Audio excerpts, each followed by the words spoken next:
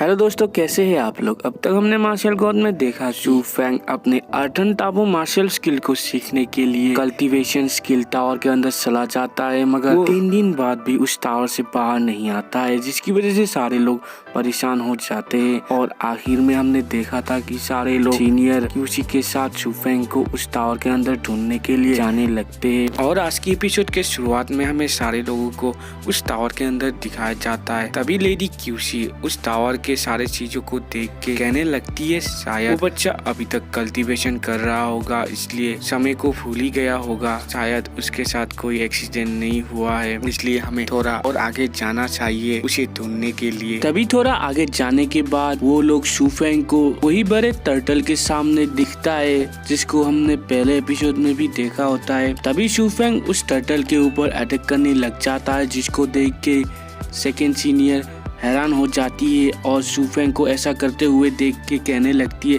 शू Feng क्या पागल हो चुका है, वो कैसे इस बड़े से टर्टल को चैलेंज कर सकता है जो इस सी का एक ओवरलॉर्ड है। जब मैं पहले इधर कल्टीवेशन करने के लिए इस जगह में आई थी, मैंने इस बड़े से टर्टल को अवॉइड किया था और मैंने इस टर्टल के नजदीक भी जाने की हिम्मत नहीं की थी। तभी सीनियर सुन्नू सेकेंड सीनियर को कहने लगती है सीनियर आपको इसके बारे में चिंता करने की कोई जरूरत नहीं है, क्योंकि ये टर्टल कितना भी पावरफुल हो जाए तब भी वो शू फेंग के ऊपर अटैक नहीं कर सकता है, क्योंकि इस जगह के फॉर्मेशन के रेस्ट्रिक्शन की वजह से वो सिर्फ अपने पावर की मदद से शू फेंग के सारे अटैक को ब्लॉक ही कर सकता है। तभी हमें चैंग qian को दिखाया जाता है जो शू फेंग को उस बड़े टर्टल के साथ फाइट करते हुए देख के बहुत ही खुश होने लग जाता है और हंसते हुए कहने लगता है जैसा कि मैंने सोचा था जूनियर शू फेंग के बारे में, उसका पावर बहुत ही ज्यादा है और उसका ये सारा पावर उसे अलाउ करता है मार्शल किंग के कल्टीवेटर के साथ फाइट करने के लिए। ये तो बहुत ही एडमायरेबल है। तभी हमें दिखाया जाता है सेकंड सीनियर दोबारा से कहने लगती है शू फेंग कभी भी मार्शल किंग को डिफीट नहीं कर पाएगा, वो इस समय इस टर्टल को चैलेंज कर रहा है, क्योंकि वो टर्टल उसके ऊपर अटैक नहीं कर सकता है। कोई भी फर्क नहीं पड़ता है, एक मार्शल लॉर्ड का पावर मार्शल लॉर्ड का ही होता है और वो कभी भी मार्शल किंग को भी हरा नहीं सकता है और एक मार्शल लॉर्ड के पीक वाले बंदे भी कभी भी मार्शल किंग को हरा नहीं सकते। इस बात पे जीलिंग थोड़ा गुस्सा हो जाती है और सेकंड सीनियर को कहने लगती है आप क्या बोल रही है कि शू फेंग पीक मार्शल लॉर्ड कल्टीवेटर से भी बहुत ही कमजोर है। तभी जीलिंग का ऐसा बात सुन के सेकंड सीनियर और ज्यादा एरोगेंटली कहने लगती है शू फेंग स्ट्रॉन्ग है क्योंकि वो हमेशा स्पेशल टेक्निक के ऊपर रिलाई करता है। अगर उसके पास रॉयल आर्नामेंट और वो सारे स्पेशल टेक्निक नहीं होता तो वो कभी भी अपने से ज्यादा पावरफुल को हरा नहीं पा। तभी दिखाया जाता है ये सारे बात को सुन के सीनियर क्यूसी सेकेंड सीनियर को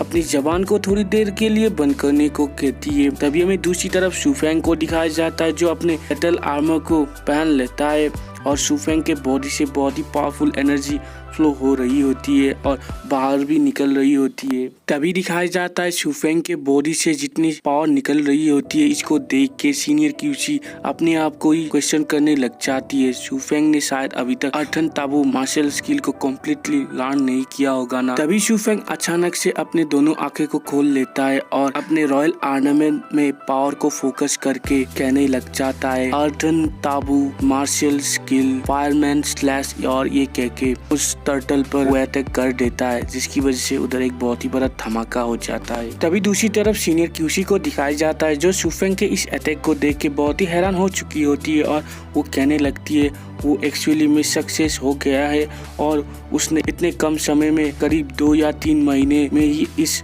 लेजेंडरी अर्टन ताबू मार्शल स्किल को सीख लिया है। सीनियर क्यूसी के ये सारे बात को सुन के थर्ड सीनियर क्यूसी को पूछने लगती है सीनियर क्यूसी शू फेंग ने जो ये अटैक यूज किया ये क्या अर्टन ताबू मार्शल स्किल है। तभी हमें उस टर्टल को दिखाया जाता है जिसका सेल डिस्ट्रॉय हो जाता है और वो टर्टल भी घायल हो जाता है।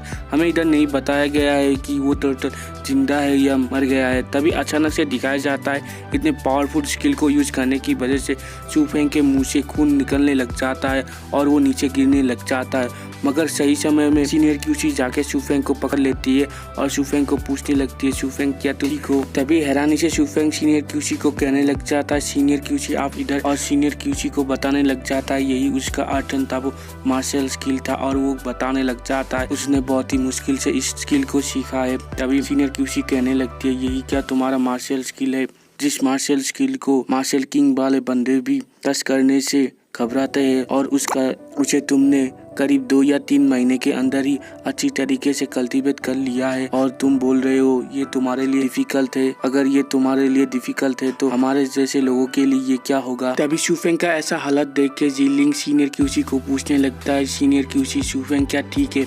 तभी सीनियर क्यूसी सारे लोगों को बताने लग जाता है, तुम लोगों को चिंता करने की कोई ज़रूरत नहीं है, वो ठीक है, वो सिर्फ इतने पावरफुल स्किल को यूज करने की वजह से उसका पावर थोड़ा कम हो चुका है, अगर वो थोड़े समय तक रेस्ट करेगा तो वो ठीक हो जाएगा। तभी हमें थोड़ी समय बाद दिखाया जाता है शूफेंग एक जगह अपनी आंखों को खोलता है और कहने लगता है मैं किधर हूँ। तभी दिखाया जाता है शूफेंग के पास लेडी क्यूसी आ जाती है और शूफेंग को कहने लगती है, सुप्रीम जीनियस तुम फाइनली उठ चुके हो। तभी ऐसा बात सुन के शूफेंग सीनियर को बोलने लग जाता है, सीनियर आप मेरे साथ क्यों मजाक कर रही है? तभी सीनियर क्यूसी कहने लगती है, मजाक से तुम्हारा मतलब क्या है? तुमने तो करीब 2 या 3 महीने में ही एक लेजेंडरी आर्टन ताबू मार्शल स्किल को कम्प्लीटली कल्टीवेट कर लिया है, इसलिए ये टाइटल सुप्रीम जीनियस तुम्हें डिजर्व करता है। तभी शूफेंग खिसखिसाते हुए कहने लग जाता है, क्या कल्टीवेट? मैंने तो इस आर्टन ताबू मार्शल स्किल को कल्टीवेट करना स्टार्ट ही किया है। शूफेंग का ऐसा बात सुन के सीनियर क्यूसी हैरानी से कहने लगती है, तुमने आर्टन ताबू मार्शल स्किल को स्टार्ट ही किया है कल्टीवेट करना, तुमने क्या इसे कम्प्लीटली नहीं लिया है? तभी शूफेंग कहने लगता है, ऑफ कोर्स नहीं, क्योंकि इस ताबू मार्शल स्किल में टोटल 9 स्लैश है जिसका पावर प्रीवियस स्लैश से 2 गुना होता है और इसे यूज करने में बॉडी का बहुत ही पावर जाता है और अभी फिलहाल मैं अपने बॉडी के पावर की मदद से सिर्फ पहले स्लैश को ही यूज कर पाता हूँ। तभी शूफेंग का ऐसा बात सुन के सीनियर क्यूसी हैरानी से कहने लगती है, तुम जो बोल रहे हो उससे तो यही मतलब जाता है कि आर्टन ताबू मार्शल स्किल को मॉर्टल ताबू मार्शल स्किल से किसी भी तरीके से कंपेयर नहीं किया जा सकता। ये मार्शल स्किल तो बहुत ही टेरिफिक है। तभी शूफेंग सीनियर को कहने लगता है, आप सही बोल रहे हैं, मगर सैडली मैं बताना चाहूंगा फिलहाल मैं इस मार्शल स्किल को कम्प्लीटली सीख नहीं पाया हूँ और साथ ही साथ इस मार्शल स्किल को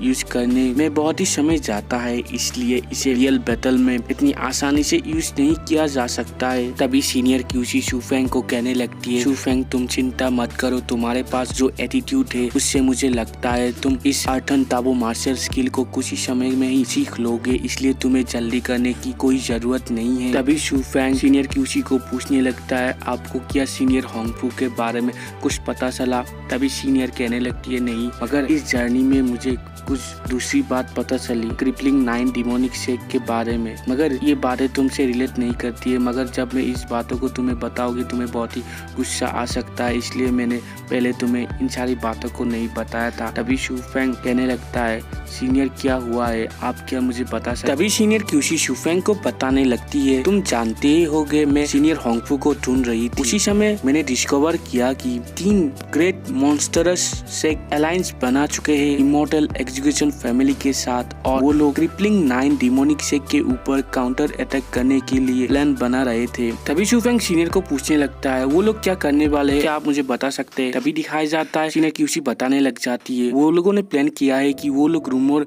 फैलाएंगे कि मुरोंजू इमॉर्टल एग्जीक्यूशन फैमिली से बाहर गया है और क्योंकि क्रिपलिंग 9 डिमोनिक शेक के लोग हमेशा इमॉर्टल एग्जीक्यूशन फैमिली के मार्शल किंग के ऊपर नजर रखते हैं, इसलिए वो लोगों को पता चल जाएगा कि मुरोंजू के साथ कोई मार्शल किंग का बंदा नहीं गया है, इसलिए वो लोग मुरोंजू के ऊपर अटैक करने के लिए आएंगे, मगर मुरोंजू के साथ 2 मार्शल किंग का बंदा होगा जो इस अलायंस का मेंबर होगा। वो दोनों सिर्फ मार्शल किंग के फर्स्ट लेवल में है, मगर उन लोगों के पास स्पेशल मॉन्स्टर ब्लड लाइन है और उन दोनों का कॉम्बिनेशन अटैक भी बहुत ही स्ट्रॉन्ग है, इसलिए शूफेंग तुम्हें जल्दी से क्रिपलिंग 9 डिमोनिक शेक को इसे इन्फॉर्म करना होगा। तभी शूफेंग कहने लगता है, वो लोग मेरे साथ कांटेक्ट कर सकते हैं, मगर मैं उन लोगों के साथ कांटेक्ट करने के बारे में नहीं जानता हूँ और फिलहाल मैं नहीं जानता हूँ वो लोग किधर है। तभी शूफेंग का ऐसा बात सुन के सीनियर कहने लगती है, अगर ये सच है तो हमारे लिए ये प्रॉब्लम हो सकता है। तभी शूफेंग सीनियर को पूछने लगता है, सीनियर क्या आपको पता है मुरोंजू किधर जाने वाला है और वो लोग ये सारे कुछ किस जगह में करने वाले हैं? तभी सीनियर कहने लगते हैं, अगर मैं तुम्हें बता दूं तुम जल्दी से उधर से चले जाओगे और उनके ट्रैप में तुम भी फंस सकते हो, इसलिए मैं भी तुम्हारे साथ जाऊंगी। तभी हमें थोड़ी देर बाद दिखाया जाता है शूफेंग और लेडी क्यूसी उस जगह की तरफ जाने लग जाते हैं। तभी दिखाया जाता है शूफेंग को कुछ महसूस होता है और वो कहने लगता है हमारी तरफ कोई आ रहा है, मगर उन सारे लोगों की तरफ देख के सीनियर क्यूसी खुश हो जाती है और कहने लगती है मैं तो इन लोगों के साथ बहुत ही लंबे समय बाद मिलने वाली हूँ। और इधर ही हमारा आज का एपिसोड एंड होता है। वीडियो अच्छा लगा तो लाइक शेयर और कमेंट कीजिए। आगे क्या होने वाला है इसको जानने के लिए हमारे चैनल को सब्सक्राइब कर दीजिए। Thank you.